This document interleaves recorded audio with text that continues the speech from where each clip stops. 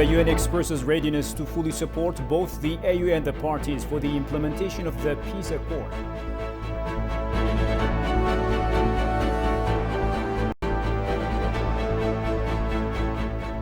And an initiative to advance Africa's digital transformation has been launched.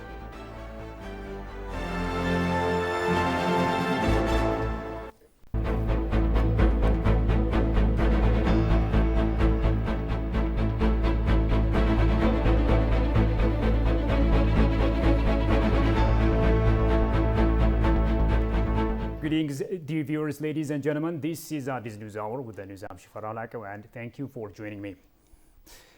President Sahle-Work Zewde discussed with the United Nations Secretary General Antonio Guterres, and the President received the Secretary General at her office. Guterres earlier discussed various issues with Prime Minister Abiy Ahmed and confirmed that Ethiopia and the United Nations will continue to strengthen their cooperation.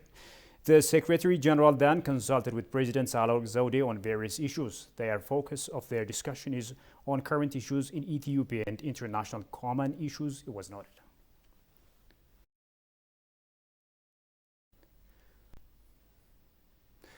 Prime Minister Abiy Ahmed has discussed with the UN Secretary General Antonio Guterres, joined by the AUC Chair Musa Faki Mahamat, in Addis Ababa various issues. I warmly welcome to Ethiopia UN Secretary General Antonio Guterres, joined by AUC Chair Musa Faki Mahamat, the Premier said on Twitter following the meeting.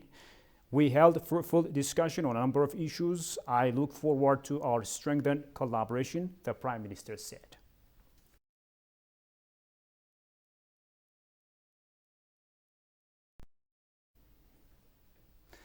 In another development, the United Nations Secretary General Antonio Guterres underlines that the UN appreciates the mediation of the AU-led peace accord between the government of Ethiopia and TPLF and ready to fully support both the AU and the parties for its implementation. AUC Chair Musa Faki Mahamat, on his part, reaffirms that the African Union Commission will provide all the necessary support for the peace agreement implementation. Shagayamata reports. The United Nations Secretary General Antonio Guterres and the African Union Commission Chairperson Musa Faki Mahamat made a statement in Addis Ababa. The United Nations Secretary General Antonio Guterres underlined that the UN appreciated the mediation of the AU-led peace accord between the government of Ethiopia and the TPLF and ready to fully support both the African Union and the parties to its implementation. The United Nations fully supports the process of mediation of the African Union that led to the recent agreement on the cessation of hostilities.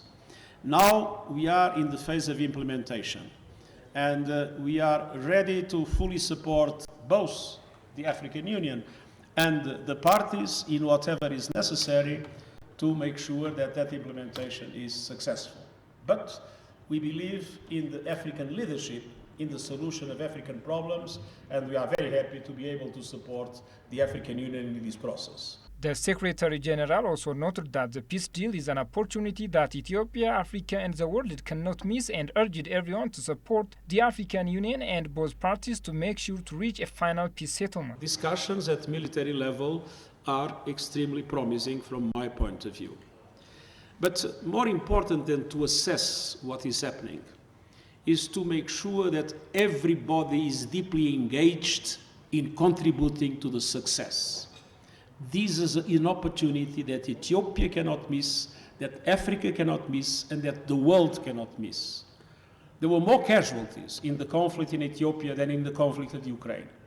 People sometimes forget that this has been a dramatic conflict, and what was achieved thanks to the mediation of the African Union is remarkable, and it's the obligation of everybody everywhere in the world to do everything possible to support the African Union and to support the parties to make sure that we reach a final peace settlement. Guterres also stated that the UN is upscaling humanitarian aid to quickly provide support on road and air to people in need in Ethiopia, adding he appealed the international community to support the country in such crucial time. We have dramatic humanitarian needs in the areas impacted by conflict, and we are upscaling the capacity of all the UN agencies and our partners in order to be able to take profit of the opening of roads that already exist, the access by air, and all the other aspects in order to be able to, as quickly as possible, provide the maximum possible support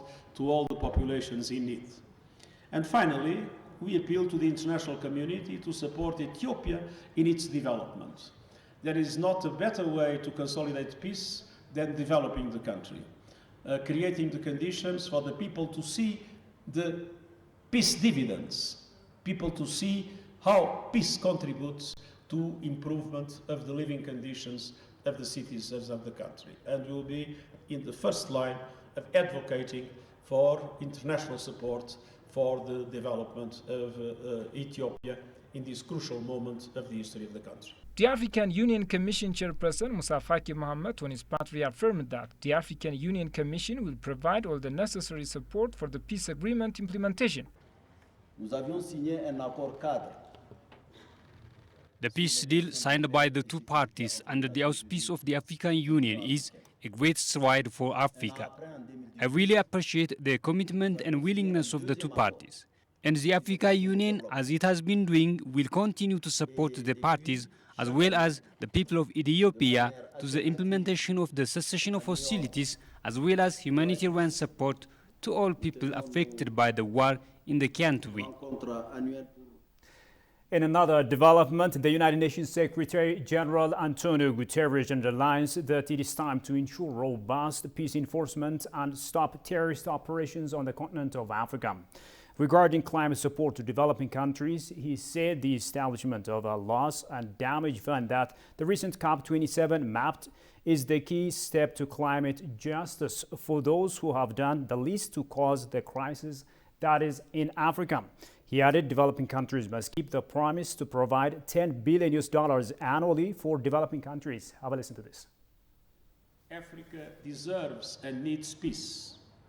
From the Sahel to the Great Lakes, to this very country, deep-rooted conflicts continue to challenge us. Today we discussed how organizations are working to ensure peace across the continent, from an independent assessment on security and development in the Sahel promoted by the African Union and the United Nations, to forging a negotiated settlement here in Ethiopia, building on the recent cessation of hostilities agreement brokered by the African Union, to supporting stability in Somalia and the transition in Libya, and restoring constitutional order in Burkina Faso, Chad, Guinea, Mali, and Sudan. Unconstitutional government changes are not acceptable. They are not part of a civilized world.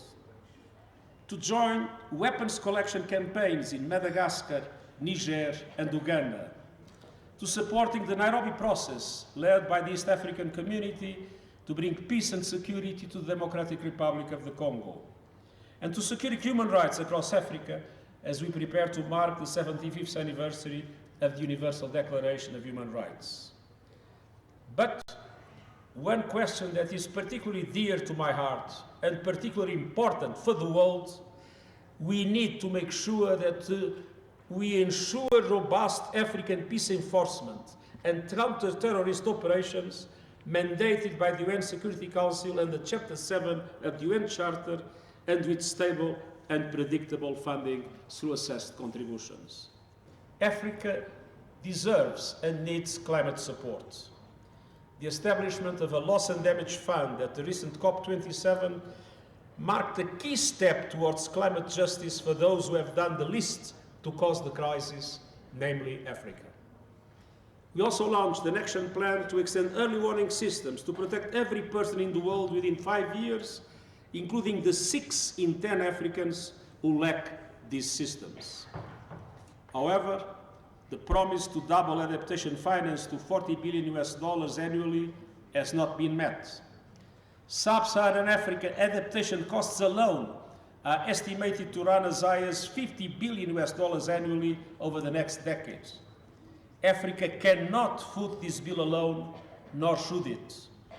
Efforts like the Africa Adaptation Acceleration Program require massive funding and investment And developed countries must keep their promise to provide $10 billion annually for developing countries and reform the business models of multilateral development banks and international financial institutions.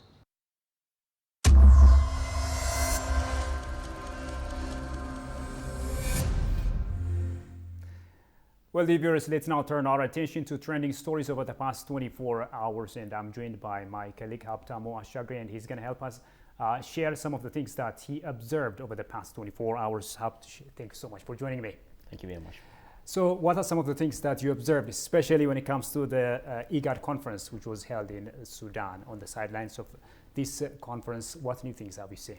In the sideline event of IGAD, there is a lot of discussion was well underway within Ethiopian representatives, and Deputy Prime Minister and Minister of Foreign Affairs of Ethiopia, Demeqa Mekonnen, met with senior Sudanese government officials, especially Abdel Fattah al-Burhan, President of Transitional Sovereignty Council of Sudan, on the two countries' relations, especially focused on bilateral and regional issues. As you all know, that Ethiopia and Sudan is disputing on territorial issues over the past many years, especially the two countries are fuming over the past 2 years on territorial dispute, and they are also discussing and prioritizing this issue to solve in peaceful manner. And Abdel Fattah al-Burhan is expressed his commitment and Sudan's commitment to his counterpart, Demeqa Mekonnen, about Sudan's position to solve these problems within peaceful manner. And the other point they are discussing is about the GED, and we all know that GED is the flagship project of Ethiopia, and that was implementing over the past 11 consecutive years, and early electric generation also commencing in this project. And related with this grand project, the Sudan government is always committed to continue trilateral talks with, including Ethiopia and Egypt. And the other point they are talking about how to control human trafficking and other money launder activities in boundary between Ethiopia and Sudan. They are also committed to solve these problems, and Abdel Fattah al-Burhan is expressing his commitment. Sudan is always committed to work together within Ethiopia in various ways and regional and bilateral concerns. And Abdel Fattah al-Burhan also expressed his commitment about the signed peace agreement between TPLF and the federal forces, and Sudan is always committed to help these bodies or these parties to implement this signed peace agreement in Pretoria and Kenya. Wow, obviously lots of issues raised, right? Thank Yep. you, Habtam. Thanks a lot.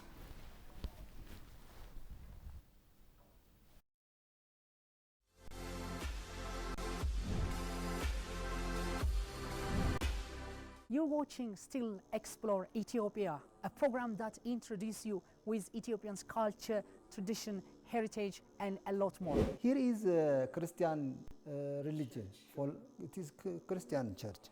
So how can it stay here? Okay, you know the relation, the correlation of Islam and Ethiopia, Orthodox Church, especially Chinese and others. This is the museum found in the premises of Ragwell Church. This is the legend, okay? There are plenty of heritages that tells a lots of history and culture and treasures of Ethiopia. Especially the church is built architecturally. When we are seeing it, it is unique architectural design. Ethiopians are keeping their history. It shows that the civilization, ancient civilization of Ethiopia. It is one of the oldest museums. Not only me, the whole visitors must bless these people, okay?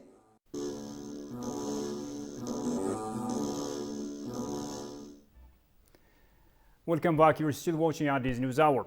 The Technical Planning Joint Committee, which is expected to outline the detailed plan for the disarmament of Tigray combatants, has convened in Shire Town.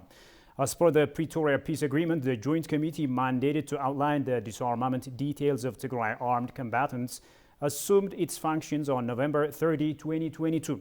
The committee, consisting of members from the federal government and Tigray armed combatants, is expected to finalize its duties in the coming few days. The committee's detailed plan is envisaged to address the issues of disarmament and other related matters. It is to be recalled that the planning has been delayed due to technical factors.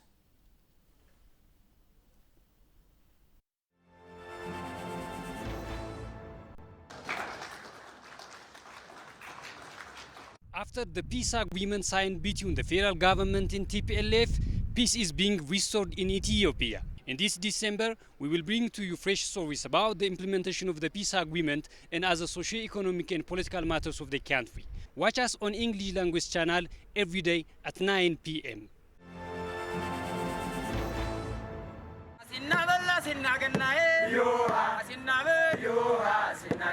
ETV English, the voice of Renaissance and diversity, will bring you up to speed with latest developments regarding New Year and Christmas, especially Ethiopian Christmas named Ganna.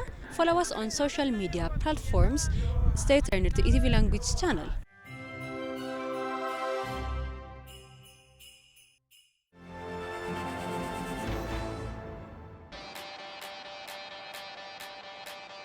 Thirty-two countries are contending to lift up the most prestigious cup in the 2022 World Cup in Qatar. This December, ETV Language will provide the World Cup updates. Stay tuned to ETV Languages.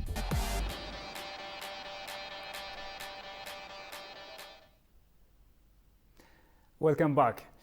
After 2 years of conflict between the Ethiopian government and TPLF, the annual holiday of Aksum Sion Mariam celebration in Tigray region has colorfully been celebrated. The faithful in attendance of the celebration say that they have peacefully celebrated the feast following the peace and stability prevailing in the city after the peace agreement. Jerusalem has more on that.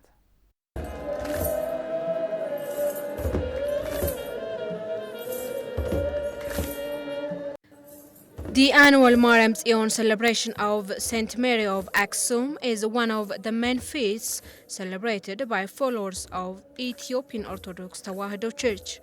This holiday is celebrated to adore St. Mary and especially to honor the Ark of the Covenant in St. Mary Church of Aksum.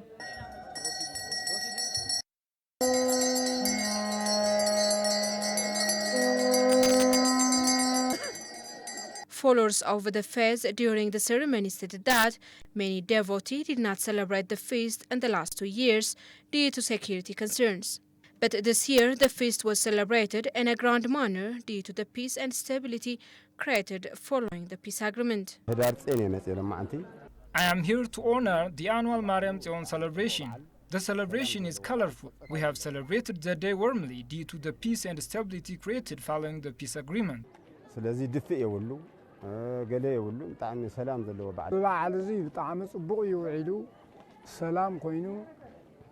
celebration is very good.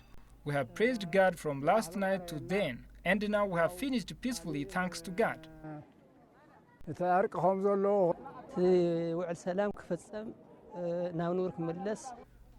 We all want to see the peaceful implementation of the peace deal and to return our peace like before. This is my sole wish. Currently, we have celebrated the annual Mariam Zion holiday. This is a good manifestation to our peace is returned. They further expressed their hope to celebrate it more colorfully by ensuring lasting peace. I'm so happy due to the peace agreement. I'm really praying to God to ensure lasting peace in our country.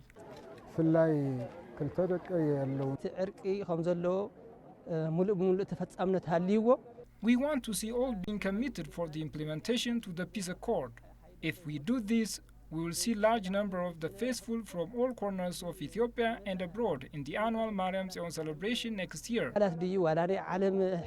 The church is located in the town of Aksum, Tigray region in northern Ethiopia, near the grounds of obelisks of Aksum.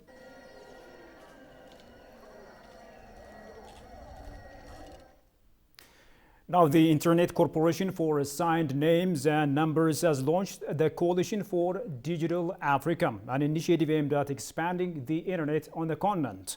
The coalition announces instead of relying on networks and servers in other parts of the world, these clusters allow regional Internet searches to be answered locally. Kazan reports. The Coalition for Digital Africa is a project started by the Internet Corporation for Assigned Names and Numbers, ICANN, with the goal of growing Internet in Africa. The coalition, an alliance of like-minded groups dedicated to establishing a strong and secure Internet infrastructure in order to connect more Africans online, was conceptualized by ICANN. ICANN's mission is to help ensure a stable, secure, and unified global internet. According to ICANN President Ansio Gorman Murphy, the Coalition for Digital Africa gives an opportunity for new ways of cooperating and coordinating among diverse stakeholders. The coalition is going to really focus on three sort of areas. First of them being to enhance the stability of the DNS. So we need to strengthen the DNS, which is, of course, where it's ICANN's remit somewhere. And this is where we also think that we should be contributing to the provision of the infrastructure, the accessibility also to Africa. The second area, of course, is going to be facilitating meaningful connectivity by fostering multilingualism, for instance, online, and encouraging local content development. And the third one is going to be developing capacity to equip Africans with skills and knowledge that are necessary to participate in the multi-stakeholder model of internet governance. By enabling individuals to access the internet using their native languages and scripts, the coalition will further advance innovation targeted at enhancing technical skills and foster entrepreneurship. And though the coalition's official launch took place during a press conference at the 17th Annual Internet Governance Forum, it has already begun to engage in actions to further its objectives. The African Telecommunications Union Secretary General John Omo claims that the coalition provides an essential tool for enabling a better protected DNS and more secure internet infrastructure across Africa. I think this coalition is happening at a time when the idea of development of the internet infrastructure and indeed the various facets of internet, whether in terms of reach, whether in terms of security, whether in terms of content, is one that is not in doubt and compelling enough that we should all believe in. Idea of ATU's commitment to this coalition is one that when it was first shared with us is one that we latch on straight from the word go in terms of harnessing the various capacities of the institutions that are involved in the internet ecosystem for purposes of internet development in Africa. The Association of African Universities endeavor to make email and other systems in higher education. Ready is one way the coalition will address this. This is a crucial step in ensuring that everyone has access to a useful and empowered internet. According to the Secretary General of the Association of African Universities, it is essential that higher education institutions throughout the continent enhance their technical capabilities if they want to create a digital Africa. Indeed, we are the leading advocate for higher education in Africa, and we have the capacity to provide support to our member institutions in meeting their national, continental, and global needs. We pride ourselves as the voice of higher education in Africa. Indeed, our mission as the Association of African Universities is to enhance the quality and relevance of higher education in Africa and strengthen their contributions to Africa's development.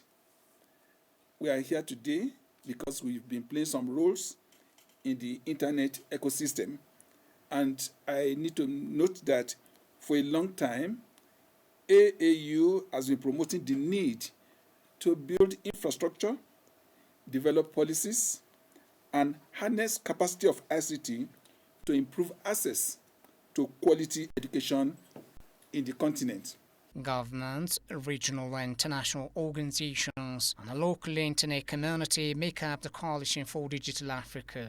The African Information Network, SANA, the African Top-Level Domain, the Association of African Universities, and other similar associations, and the network startup Resource SANA are also founding partners of the coalition. Sweden and Switzerland will continue to support humanitarian activities in Ethiopia. That's according to the countries' respective ambassadors to Ethiopia. Following the peace agreement signed in Pretoria, the government of Ethiopia has been intensifying its efforts in making humanitarian aid widely accessible to northern Ethiopia, including the Tigray region and other areas. Sweden's ambassador to Ethiopia told the Ethiopian news agency that his country has been supporting humanitarian aid to affected communities by drought and conflict in Ethiopia. Moreover, the ambassador reiterated that Sweden, as a partner of Ethiopia, will continue to support humanitarian activities. Have a listen to this. Sweden has increased its humanitarian support quite substantially the last 2 years, and Ethiopia is a priority country for us when it comes to support humanitarian efforts in the northern part of Ethiopia, but also the rest of the country. So this is important. Sweden, as a partner, we will continue to support humanitarian activities, of course. There are huge needs. Switzerland's ambassador to Ethiopia, for her part, said the Swiss government has contributed humanitarian aid to people affected in the northern part of the country, including Afar, Amhara and Tigray regions. Have a listen to this again. The Swiss government has contributed since the outbreak of the conflict in the north with substantial means, the humanitarian assistance in the north generally, so mainly in the Afar, Amhara and the Tigray region in this regard, absolutely.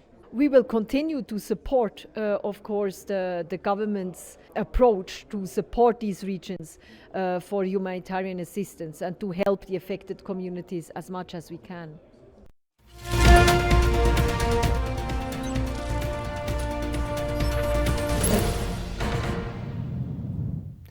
Now in business, the Ethiopian Investment Commissioner Lelise Nemi says Ethiopia is the most favored investment destination in East Africa.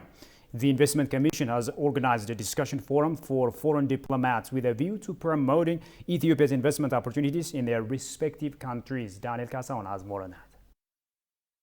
The Ethiopian Investment Commissioner Lelise Nemi has briefed the diplomats about the reforms being carried out to attract foreign direct investment by opening up the various investment sectors and economic activities to foreign investors. According to her, removing regulatory obstacles that hamper business and privatizing the largest public enterprises were aimed at attracting more FDI. The removal of barriers to foreign investment will improve the efficiency of the logistics service and enhance the competitiveness of Ethiopia's export. Relaxing the investment regime to facilitate a friendly business environment, removing regulatory obstacles, and hamper the business to invest and privatize the largest state-owned enterprises, which we hope that will attract more additional foreign investment to our country. Now, investors from various countries are invited to come to Ethiopia and explore the diverse investment opportunities. Since the peace agreement was signed, the Ethiopian side is aiming for more investors to the country. Ethiopia is a country with big population, and the market of Ethiopia has been a huge and vast. It's not surprising, therefore, that recent years, Ethiopia has most favored investment destination in Africa. Majorly, the reform that we did is Ethiopia has been a recipient of foreign direct investment in East Africa region as well. The Ethiopian Investment Commission also said Ethiopia has a huge comparative advantage among African countries in terms of FDI. The economic sectors such as mining, services, and ICT could also be mentioned as potential strongholds to attract foreign direct investment to Ethiopia. The peace agreement signed is a monumental step for Ethiopia to move on the path of peace and prosperity. In this regard, let me seize this opportunity to express my sincere gratitude to Your Excellencies, ambassadors, and diplomats of all countries represented here for your unreserved support to the peace agreement between the government of the Federal Democratic Republic of Ethiopia and the TPLF. We count on your continued support in the implementation of this agreement and in the reconstruction and rehabilitation of conflict-affected areas in the northern part of our country. The ambassadors and economic and trade attaches of various countries who attended the briefing said that the peace agreement reached is important for Ethiopia's future investment climate. Well, the viewers, I'm going to leave it there. Thank you indeed for watching us. Bye-bye.